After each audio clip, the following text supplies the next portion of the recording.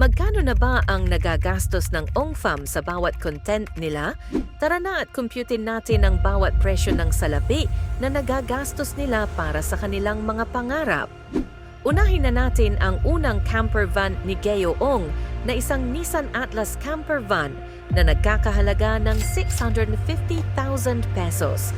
Plus, pinakustomize pa nila ang interior at ibang parte ng sasakyan na umaabot naman sa halagang 250,000 pesos.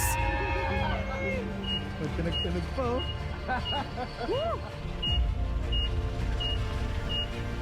At dahil alam nilang marami sila sa kanilang pamilya at hindi ito magkakasya sa isang van, bumili si Geo Ong isang SUV na Nissan Terra 4x4 na nagkakahalaga ng mahigit 2,534,000 pesos.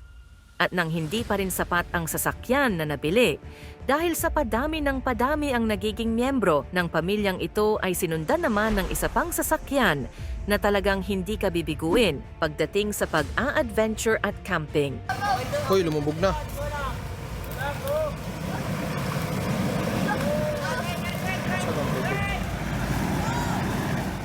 Ang sasakyan na ito ay isang Ford Ranger Raptor 2.0 by Turbo 4x4 na nagkakahalaga ng 2,409,000 pesos.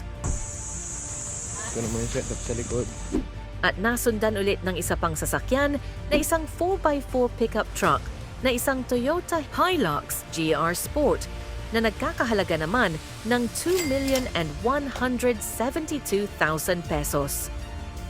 Nakilala si Geo Ong bilang isang rapper na ngayon ay isang full-time vlogger at lahat ng kinikita nito ay galing lang naman sa kanilang mga content at ang nag-iisang misyon nitong si Geo Ong ay ang mapasaya ang kanyang pamilya. Yun lang naman ang ginagawa ko. Simple na naman yung goal ko pasayahin yung pamilya ko. Yun lang yung nakikita kong purpose ko dito. Bigyan sila ng maayos ng buhay, bigyan sila ng masayang buhay.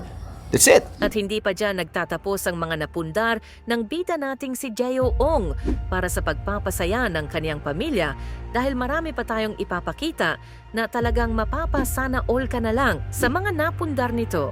Isunod na natin ang isang villa na may indoor swimming pool na nagkakahalaga ng estimated na 10 million pesos. Sa madaling salita, yung villa na yon na tinuluyan namin, nalaman ko na binibenta pala. Hindi na ako nakatulog. Parang, ano kaya gagawin ko? Biling ko kaya para sa pamilya ko, ganon, para at least yung enjoy namin doon. Pag wala kami doon, pwede rin kayo doon. At kung akala mo yan lang ang properties na nabili niya, ay nagkakamali kayo dahil may pinili pa ang OngFam ng isang house and lot by the beach na meron ding malawak na swimming pool. Ang bahay na ito na may lawak na 3,000 square meter ay nag-i-estimate sa halagang 16 million pesos. Talagang wow! At nakaka-proud dahil sobrang deserve ito ng OngFam. At meron pa, isunod na agad natin ang dalawang boat na binili ng OngFam at yun ay ang small boat at isang big boat na matuturi na ring mini yate. Hindi biro ang pagbili ng ganitong bagay dahil sa halaga neto ay pwede ka na mag-franchise ng mga malalaking pangalan ng business gaya ng Yellow Cab Pizza. So magkano nga ba ang boat na binili ng OngFam? Ay umaabot lang naman sa 15,600,000 pesos na kung saan ay saktong-sakto ang bilang ng kanilang pamilya para sa boat na ito. Sa akin, meron daw boat show sa SMX, sa tabi ng Mall of Asia, sa Maynila. Sige, tara, punta natin. Para naman may release ng konti yung stress na naipon sa amin ng 2 linggo ron. So, pinuntahan namin yung boat show sa SMX. Dating namin doon, nakakita kami ng boat na may kalakihan. Tapos maganda talaga. As in, kompleto talaga siya. Nung unang kita pa lang namin, sabi ko, wow, ito yun. Tapos nagustuhan din ni Janice, nagustuhan ko rin. 40 nuts? Ganda, George. Pati CR na kompleto. Ito na para sa atin talaga. Hindi. Ang isa namang boat ay umaabot sa halagang 4 million pesos.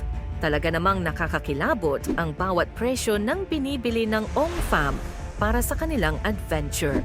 Magkano na ba ang total ng presyo na napundar at nabili ng OngFam para sa kanilang pamilya? Kung ating pagsasama-samahin ay umaabot lang naman sa 53,615,000 pesos Hindi pa dyan kasama ang bahay nila sa El Nido at iba pang personal things. Pero take note, ang lahat ng yan ay nabili lang sa loob ng 3 taon na pagbablog.